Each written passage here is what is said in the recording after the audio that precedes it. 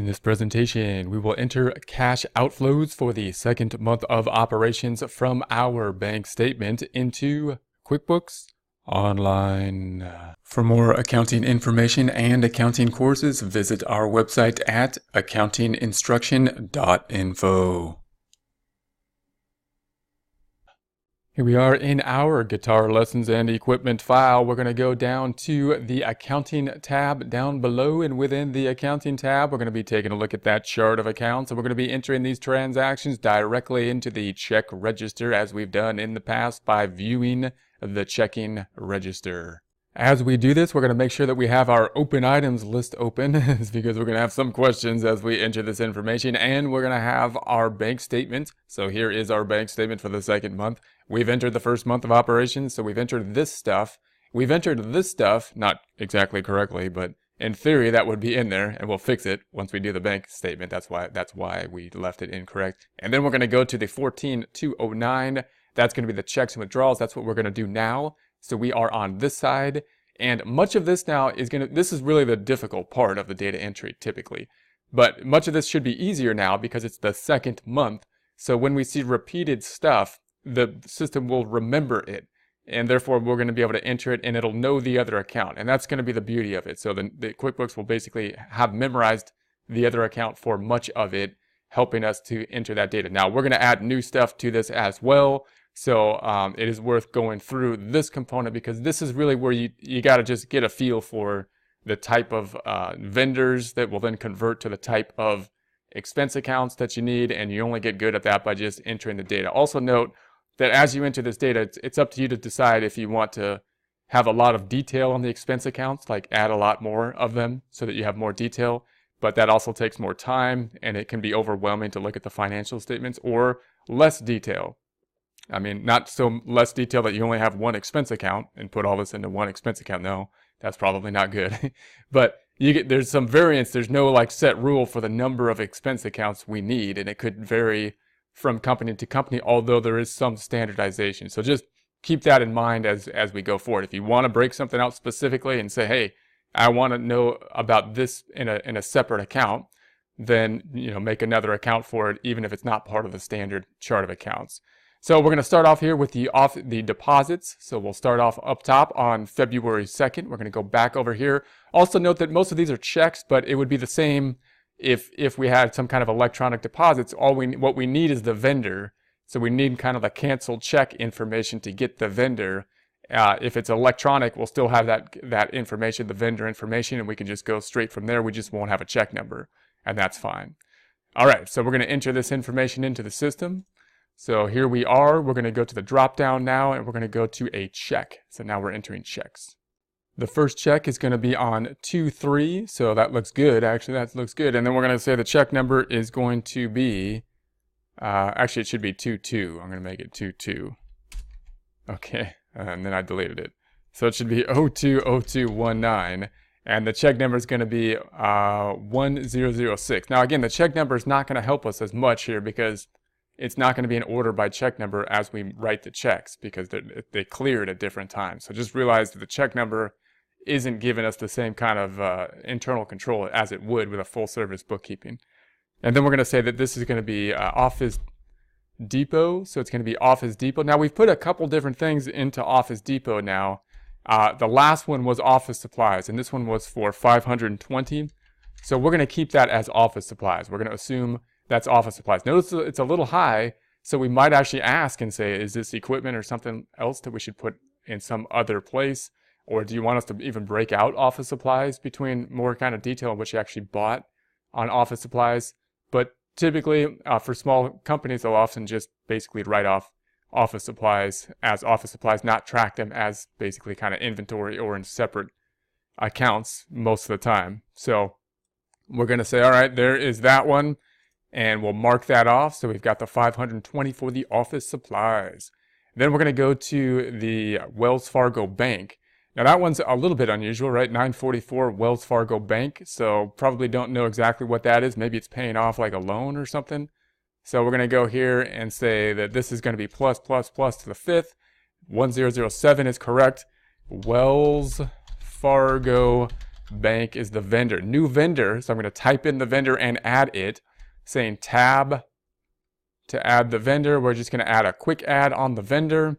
It's going to be a payment of $944. So it's a payment of $944. We don't have an account because this is a new one for us. We didn't see it last month, in other words. So we're going to put this into our uncategorized expense. We're going to say this is an uncategorized expense once again, and then we're going to make a note on that. I'll save that and basically go over here and make a note. So we'll make a note in our notes of this uncategorized expense that we've put in place. And we'll say this happened on 02/05. We had a Wells Fargo bank for the amount of $944. Obviously, you want to have complete sentences when we send this to the client for the email, but this is just our notes here. What is this? Or could it be a loan payment? All right, if it is, we need to set up basically there should be a loan that we're gonna have to deal with. And a loan is an area where we have to deviate from a cash basis system because we're gonna have to figure out, well, how are we gonna put it? Because a loan itself means that we're gonna have kind of a balance sheet account for the liability. So we're gonna have to deal with loans. Will be one of those things that we'll have to kind of deal with, and we'll see how to do that along with things like credit cards. It's similar to the credit card issue. So we'll enter that as the uncategorized. Next item, we're going to say we're going to cross that one out. That one has been done, and it doesn't want to cross out. And it's going to go to the post office, 120. 120 for the post office. That's going to be on the 8th. So we're going to select this and go to the 8th.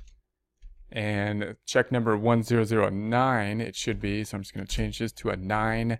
And this is going to be the post office. All right, we haven't gone to the post office yet. So new one, that's going to be a new vendor. And we will save that as the new vendor. And we're going to say that this is going to be a payment for 120. And then again, there's a couple different areas we might put, the post office. It could be supplies we got at the post office. It could be some kind of delivery that we made at the post office. So we have to have our convention there. We may want to ask about it. We might want to say, hey, what do you do a lot of delivering at the post office? Should we put this under a specific account called delivery, or is this something that you went to the post office and bought, post office supplies there? Do you buy just post office supplies? Should we put it under supplies? Do you want it to be broken out? Would you like these things to be under the same account? Or we could just basically use our best judgment on it and put it where we think it should be. If we just look at the chart of accounts for QuickBooks, we'll see that we had that office supplies account.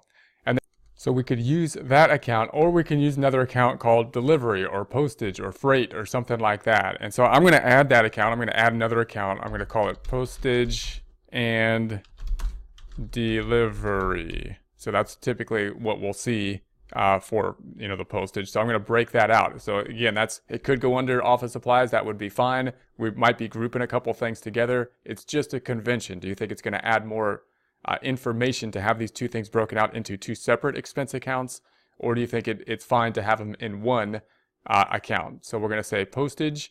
And it's not going to be a bank account, but of course an expense account. So you want to make sure to get to the expense account. And then I'm going to call it just other business expense. So we'll select other business expense, and that's all we need. So we'll save that and post that. We'll save that back to our information. So there's the 120. We have found the 120.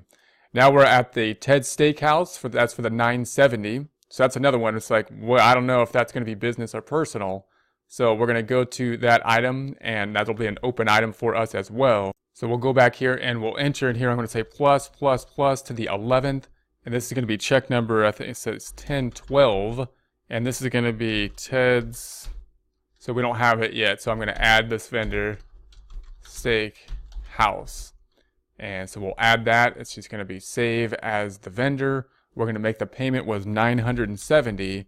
And again, we don't know if this is business or personal. It's a restaurant, so it could possibly be for some kind of business use. And again, it's not our way to say that. If they ask us and say, well, I think I should be able to deduct this for taxes because A, B, and C and whatnot. If we're just doing the bookkeeping, then, or if this is your business and you're trying to figure that out, we got to go to the tax preparer to see if that's going to be business related or not. And so from our side of things, we're going to say, hey, is it business related? If it is, if you tell me it's business related, we'll put it under the business related. If you're saying it's not, then you're not. If you have questions about tax related stuff and that's not what we do as the bookkeeper, if that's the case, then, we consult the tax preparer and if whatever they tell you, then let us know and we'll categorize it there. We can recategorize it when you want to. If that needs to happen, you can tell us at a later time. We'll recategorize it on whatever you say is the one. But for now, we're going to put it into uncategorized expense and we'll say save. And then we're going to go back into our notes over here and we're going to say this happened on 02/11. We're going to ask about this item, which was for Ted's steak house for $970. And the question is it business or personal, right? Is it business or personal? That's the question we're looking at. Doesn't really matter. I mean, if it's personal, we'll be able to deal with that. We'll take a look at a few items which are personal. It's not a big deal. We would like to take out the personal stuff from this account because that'll make this process faster. But if there are personal items in there, it's not the end of the world. We'll just take them out and we'll discuss and show how to do that. So then we'll save this and we'll go back to our information. We're going to say the next item. This one's done. Ted's Steakhouse. Now we see Epiphone. So we had a question about them before. So that happened on the 12th. So we'll put this on the 12th. And this is going to be Epiphone for 1014. So we'll type in Epiphone. And that's going to be a payment to Epiphone. And it's going to be for 1600. Note it memorized the payment. And it also memorized the account, which for us is uncategorized because we didn't know where it's going to go. So we have that same question with Epiphone. So I'm going to save that. I'm going to go back to our notes. Now we probably don't need to ask our client when we give the note to the client. We don't have to say, hey, you paid Epiphone, 10 times. Here's the list of 10 times you paid Epiphone, and ask. We don't know what to do with it. We just basically need to know once we have our notes and we make our email. We're just going to say, hey, who's Epiphone? What's the vendor for Epiphone? And that'll answer all of our open items. So we'll go through our open items and say, oh, that was answered because we know who Epiphone is. So at this point, we can basically say, hey, there's another transaction for our notes of 02 on 02/12, which was for Epiphone. Who is Epiphone? Right? What do they do for the business? And that'll help us to assign the proper account to it. So we'll save that. We're not going to put in any more detail because we have the more detail in our prior notes about Epiphone. We've seen them before. So I'm going to go back over here and say that one is done. Now we have the credit card. So the credit card, that's for the 1030. And again, that's another one we're going to have to basically see. This is the payment that happened on the credit card, but we don't know what the charges were. I can't enter I can't enter the proper expense because all we see is that we paid Visa. So we're going to have to get the credit card statement and do something about that and then decide how we want to deal with the credit card. And that is a variation. That takes us away from accrual accounting. So this is one of those things we can't really avoid moving away from a cash basis system here if there's a credit card being used. And so we'll talk about a few options for that. But for now, we're just going to enter this into the system at 1016. We're going to call this Visa credit card tab. And so we just need to change the amount because the category is already there, and that's going to be 1030.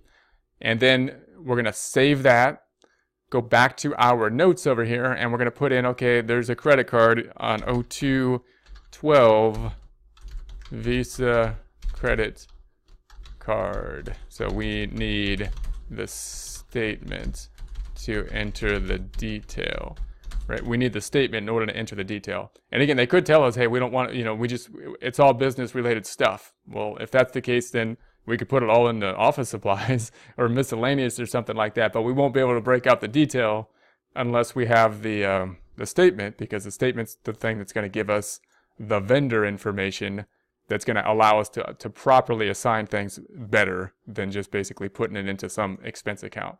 So, that doesn't apply out to anything. If we just put it in a credit card expense, that implies bank charges. It doesn't tell us who the vendors are or what the actual cost or what we paid for. The last one we'll do here is going to be the rentals. We saw that before, so that should be an easy one to do. So if we go back over here, we're going to say the rentals are on the 18th. So we'll say that is on the 18th. Actually, the credit card down here should have been on the 12th, I think.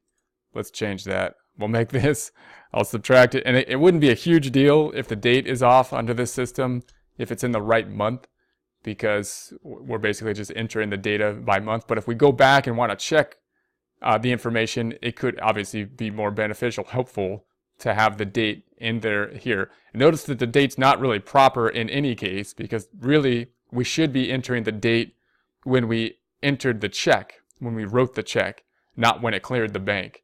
But so we're entering the date that when it cleared the bank. In any case, we'll have another check here, and this one's going to be on the 18th, and the check number there is going to be 1020, and we're going to call this Sunlight Rentals. So Sunlight Rentals. And now the amount is actually right this time. So this is what's nice when you have those repeated amounts. It keeps on giving us the amount. Even if it's not the same, it's nice that it gives us the amount, because then we can kind of see if something's funny from last time. If the amount is way different than last time, then that can kind of give us a clue or to like look at it. But those transactions where they are exactly the same, notice how easy it is to enter in the second month. We just enter the vendors already there. We just have the same amount, and it's going to the proper expense account. So that looks great. So we'll just say save, and that's what we have. We'll stop there for now. Let's just take a look at the profit and loss before we end this, and then we'll continue next time. So we're going to right-click on this tab up top to duplicate it. I'm going to right-click, duplicate this tab, and then we're going to look at the report. We're mainly considering the profit and loss right now. So if we go down to the reports on the left side, then we're going to consider the profit and loss, the income statement type report, and we go to the profit and loss. And we could change the dates for the range again. We could go 01/01/19 to 02/28/19. That's from January to the end of February, and run that report. So we entered the sales last time, and now we've entered the details down here into the banking, into the expense information. So we've updated, for example, the office supplies. We added this delivery. If we select office supplies, we see the information. Here's our new check in February. If we go back up top and go back to our report, we can also see this detail for just the month of February. I'll just change this 1 here to a 2, and then run that report. And now we just see the activity for February. So here's our net income as of now. We haven't entered all the expenses, but here it is for February. And here's our uncategorized information just for February. So if we're talking to somebody on the phone and saying, hey, we have these questions about February, then this is an easy way to see it. We can run the report just for February and say, there's our stuff. So if we ran it for the full year, we'd have a lot more detail. If we just go February, there it is. And if we go to the detail, then there's just the information for February. And we could just ask questions. We're going to say, hey, there was a Wells Fargo. Was there a loan on that? I mean, why did you pay Wells Fargo? Ted's Steakhouse, is that business or personal? Is that like a business meal somehow? And then we have the Epiphone. Who are they? Visa card. We need the statement if we want the detail. Otherwise, we're just going to put it into office supplies expense, and you're not going to have basically the detail of that. If you want to see January 2, you can also just change the date up top to January through February and run that report. And now you've got January's information and February's information. And again, this is basically our open items list here. This is our detail of the open items list.